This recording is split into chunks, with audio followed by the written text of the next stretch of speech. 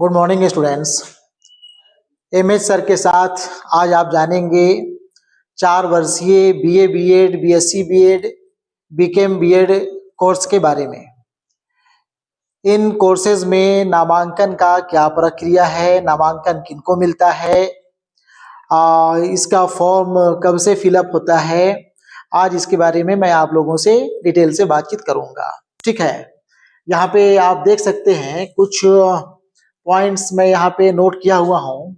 आप जब एनटीए के वेबसाइट पे जाएंगे और BA BEd BSc BEd BCom BEd के बारे में विस्तृत जानकारी लेना चाहेंगे तो आपको इन शब्द का सामना करना पड़ेगा। ये शब्द आपको दिखाई पड़ेंगे। ठीक है, एनटीए ने जो नोटिफिकेशन जारी किया है आप उसे पढ़ेंगे देखेंगे तो आपको ये शब्द दिखाई पड़ेंगे। ठीक है, तो ये शब्द मैं यहाँ पे लिख दिया हूँ और इसे भी मैं क्लियर करता जाऊंगा कि ये शब्द आखिर है क्या, ताकि आपको नोटिफिकेशन अधिसूचना पढ़ करके समझने में कोई परेशानी कोई दिक्कत ना हो।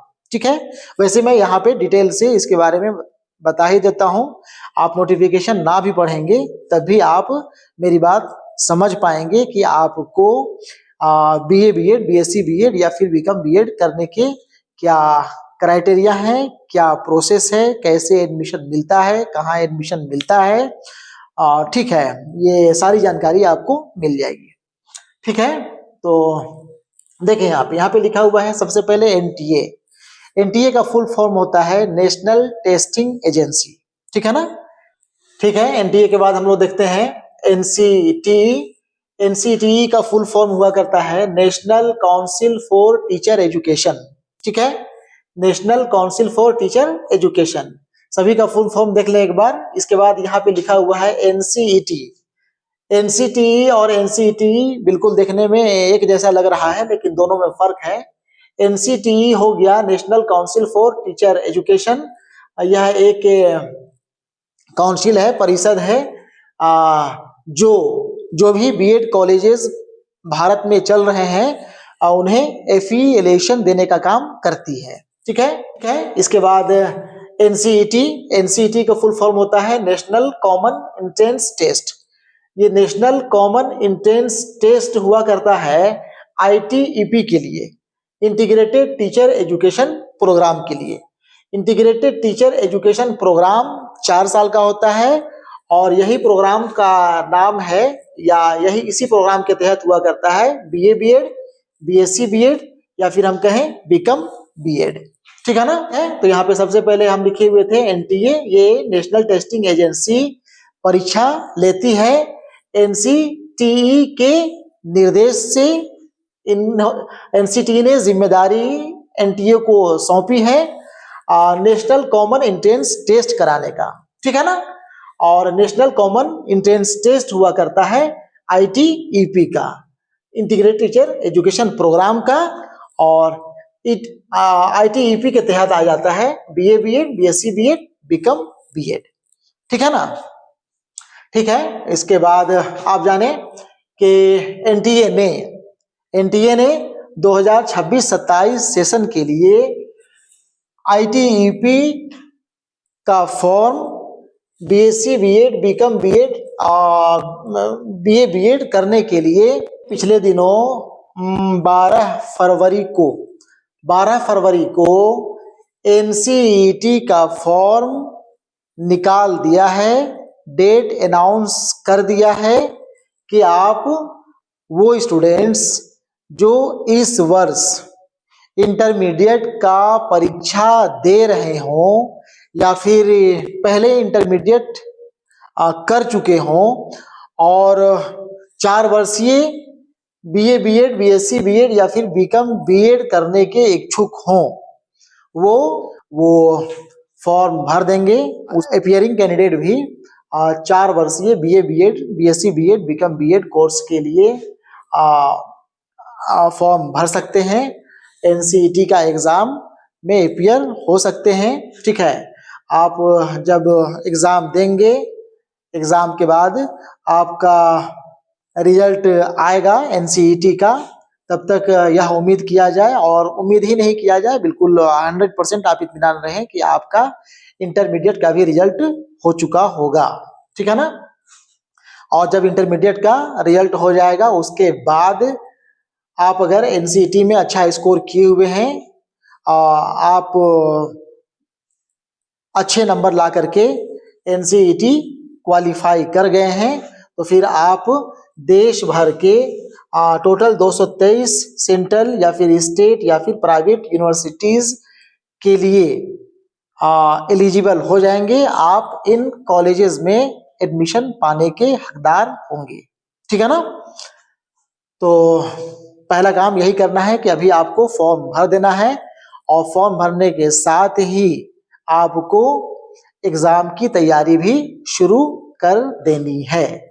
एग्जाम का डेट आपका दिया हुआ है 17 अप्रैल 2025, ठीक है ना। 17 अप्रैल 2025 को हम टेंटेटिव डेट कह सकते हैं, क्योंकि यहाँ पे एक स्टार दिया हुआ था नोटिफिकेशन में, और वो ऐसा इसलिए दिया है, वहाँ लिखा भी है कि नगर निकाय चुनाव या फिर पंचायत चुनाव जो अभी चल रहे हैं कई स्टेट में, उसे लेकर के ये डेट आगे पीछे भी हो सकता है, 2-4 दिन, हफ्ता दिन आगे पीछे भी एग्जाम हो सकता है, ठीक है। एग्जाम ऑनलाइन होगा, आपको सीबीटी मोड पे एग्जाम देना है, ठीक है। एग्जाम आप 17 अप्रैल या फिर इसी के आसपास के डेट में आप एग्जाम देंगे, ठीक है। और एक चीज यहाँ पे आप ये भी जाने, यहाँ पे मैं बात किया कि 223 सेंट्रल, स्टेट और प्राइवेट यूनिवर्सिटीज में के लिए आप एलिजिबल तो होंगे ही होंगे, साथ ही वैसे स्टूडेंट्स जो इंटरमीडिएट साइंस लेकर के कर रहे होंगे और उनकी ख्वाहिश होगी, वो इच्छा रखते होंगे कि काश मैं आईआईटी में पढ़ पाता, एनआईटीज में एडमिशन ले पाता, तो वो अपना सपना बीएससी बीएड करने के थ्रू भी अपना सपना साकार कर सकते हैं, ठीक है। यहाँ पे आप देख सकते हैं, यहाँ पे आईआईटीज लिखा हुआ है, एनआईटीज भी मैं लिखा हुआ हूँ, और साथ ही इधर आरआईज है। आईआईटीज और एनआईटीज में भी आपको बीएससी बीएड कराया जा रहा है। हाँ, जितने भी आईआईटीज या एनआईटीज हैं भारत में, सभी जगह यह कोर्स नहीं शुरू हुआ है, लेकिन कई आईआईटीज, कई एनआईटीज में बीएससी बीएड का कोर्स शुरू हो चुका है, ठीक है ना। तो आप बीएससी बीएड आईआईटी या एनआईटी से भी कर सकते हैं, साइंस वाले स्टूडेंट्स, और साइंस में भी जिनका मैथ होगा वो स्टूडेंट्स यहाँ पे जा सकते हैं, ठीक है। ये आरआई है, regional institute of education. Bharat में 5-7, मैं भूल रहा हूँ, 5-7 रीजनल एजुकेशन के इंस्टीट्यूट हैं, वहाँ भी BA BEd, BSc BEd, BCom BEd कराया जाता है। तो कई यूनिवर्सिटीज, कई कॉलेजेस हैं आईआईटी एनआईटी समेत, जहाँ पे आप एनसीईटी का एग्जाम क्वालिफाई करके एडमिशन पा सकते हैं, ठीक है। आप जब एनसीईटी क्वालिफाई कर जाते हैं, उसके बाद जैसे ही रिजल्ट एनसीईटी का आता है, उसके हफ्ता 10 दिन के अंदर अंदर, या हो सकता है उसके पहले पहले भी, आपको सेंट्रल यूनिवर्सिटीज या प्राइवेट स्टेट यूनिवर्सिटीज अपने अपने कॉलेज में एडमिशन कराने को लेकर के काउंसलिंग के लिए फॉर्म भराना शुरू कर सकते हैं, ठीक है ना। तो आपको बिल्कुल अलर्ट रहने की जरूरत है। आपको यह पहले ही माइंड मेकअप कर लेना है कि हमें कहाँ से बीएड करना है। हालांकि ये चॉइस उन लोगों के लिए होगी जो बहुत अच्छा मार्क्स लेकर के क्वालिफाई करेंगे। जो बहुत अच्छा मार्क्स लाएंगे वो कहीं भी एडमिशन ले सकते हैं। कम मार्क्स वालों को थोड़ा सेकंड लिस्ट, थर्ड लिस्ट तक वेट करना पड़ सकता है, और ये भी हो सकता है कि जितने भी कॉलेजेस की लिस्ट हैं उसमें कहीं ना कहीं आप एडमिशन पा लें, कहीं ना कहीं आपका एडमिशन हो जाए, ठीक है। दिनों दिन स्टूडेंट्स का संख्या एनसीईटी के लिए बढ़ता जा रहा है, इसलिए तैयारी ढंग से करने की जरूरत है, और तैयारी आपको इंटरमीडिएट लेवल की होनी चाहिए।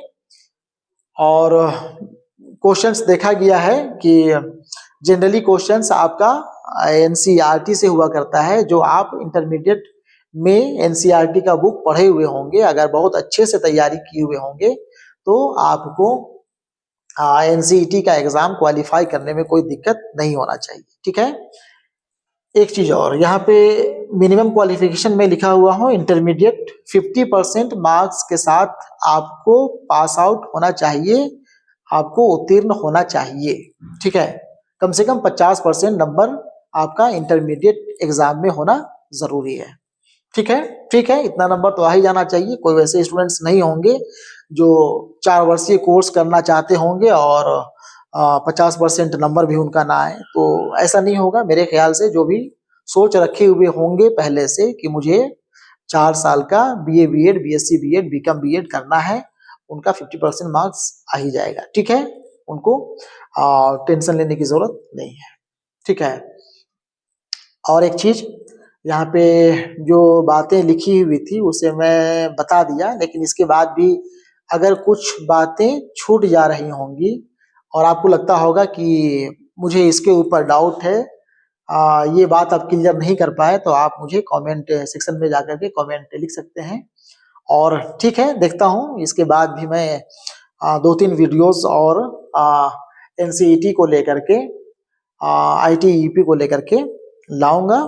ठीक है, जिसमें आपको जो भी नामी गिरामी सेंट्रल यूनिवर्सिटीज हैं जहाँ BA का एडमिशन, जहाँ 4 वर्षीय BA BEd BSc BEd BCom BEd का एडमिशन मिलता है, उन कॉलेजेस का नाम बतलाऊंगा। साथ में फीस वगैरह को लेकर के भी आपके दिमाग में यह बात चल रही होगी कि पता नहीं इन कोर्सेज में 4 साल का कोर्स करने में कितना पैसा खर्च होगा, कितना फी लगेगा, तो मैं इसे भी क्लियर कर दूंगा। ठीक है, वैसे आप ये जान लें कि बहुत ज़्यादा, चूंकि ये NCET qualified students in colleges में एडमिशन लेंगे, एडमिशन पाएंगे, तो बहुत ज़्यादा फीस भी इन कॉलेजेस में नहीं हुआ करता है, रिजनेबल फी हुआ करता है, उसे वहन किया जा सकता है। ठीक है, और वो स्टूडेंट्स जो कैटेगरी के अंतर्गत आते हैं, ST SC BC के अंडर में आते हैं, उन लोगों का तो अच्छा खासा पैसा रिटर्न भी हो जाता है स्कॉलरशिप के थ्रू। ठीक है, तो पैसा का मामला बहुत ज्यादा यहाँ पे नहीं बनना चाहिए, क्योंकि आप कोई भी कोर्स करते हैं, सिंपल BA भी करते हैं, तो आपको वहाँ पे पैसा खर्च होना ही होना है, हो ही जाता है। यहाँ पे आप एडमिशन पा करके स्नातक भी कर लेते हैं, ग्रेजुएशन भी कर ले रहे हैं, साथ में आपका BEd भी हो जा रहा है। इसलिए हर हाल में यह कोर्स नॉर्मल ग्रेजुएशन से बेहतर है। ठीक है ना?